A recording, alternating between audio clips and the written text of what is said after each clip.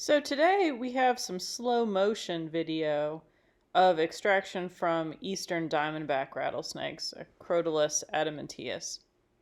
And in this particular clip, the snake strikes several times. So you will be able to see that. It's kind of interesting to see how the snake strikes and then kind of ricochets back after striking.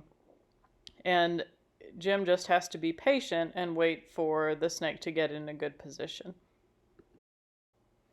Here's the first strike, and the snake kind of flips through the hook there a little bit, and then Jim makes an attempt to pin the snake here, but it really is just too much on the edge of the mat there, and the snake just kind of slides out from underneath.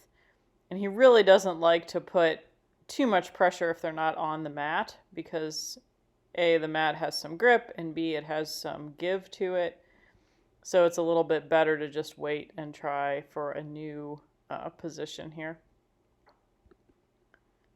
And now the snake is demonstrating, or will demonstrate here in a second, a really typical behavior that eastern diamondbacks have. They do this sort of backing up motion, which is what it's doing here. And they do this, I think, so that they can keep an eye on whatever it is that's bothering them. So they'll continue to face what they're trying to get away from, but they'll do this backing up motion. And then you can see Jim is trying to prevent the snake from sliding off the mat again, and the snake is like, go away. So there's another pretty good strike right there. There's a few moments here where Jim is manipulating the snake to try to get it in a good place, and the snake is not particularly cooperative. So we'll just kind of let that video run. These snakes are being extracted from because they're one of the species that's used to make anti-venom here in the United States. So that's why we're extracting from them. And also keep in mind that even though this video is, 6 or 7 minutes long, this is in slow motion. So in actuality, Jim is only manipulating this snake for 2 or 3 minutes. So it seems like a long time here because, we want instant gratification on the internet. And also because it's in slow motion. It's actually not really that long for the snake. And so he's just once again trying to move it back over to the mat. And I think it gets another pretty good strike in here in just a moment.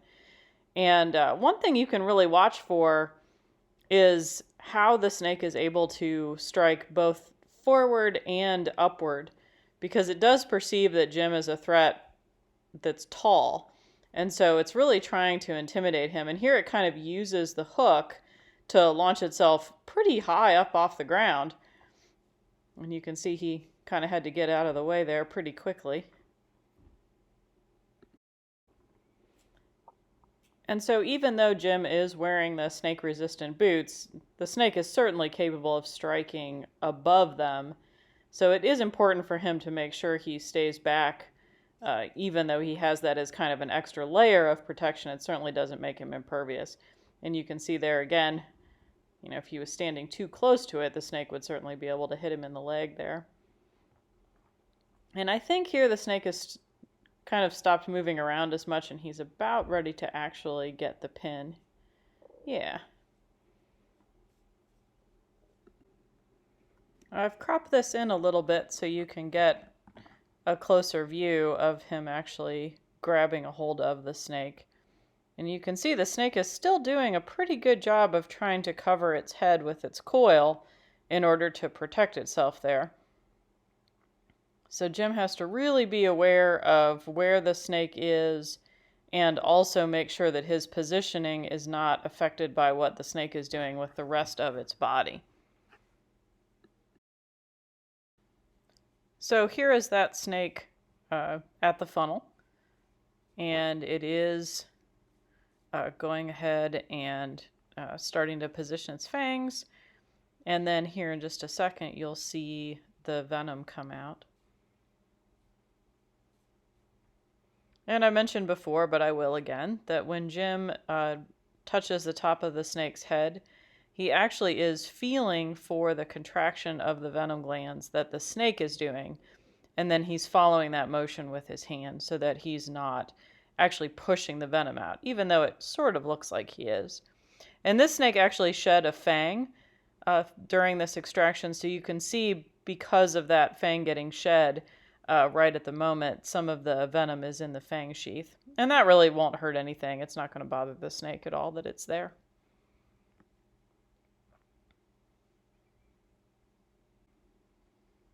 Here's a different individual. I just was able to get the light a little bit better on this view, so I thought I would include this here.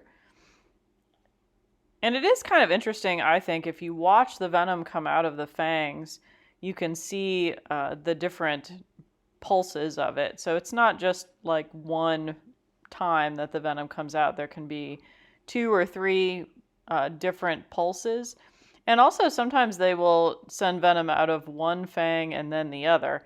I think this one was pretty much synchronized, or at least close to it, but it still is kind of interesting to see how that happens.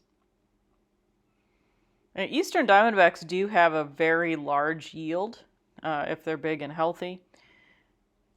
They're not the record holders for the most venom ever, but they do consistently give quite a bit of venom. I think the average from these snakes in one extraction is probably somewhere around 0.5 gram. We don't really measure the venom when it's wet. We lyophilize or freeze dry it in order to determine the quantity. So that's a freeze-dried amount, not a liquid amount. So this video is finishing up. We appreciate you taking the time to watch it. If you like our videos, remember to like and subscribe and hit the little bell thing so you get notified when we have a new video out. And thanks. We hope you all have a great day.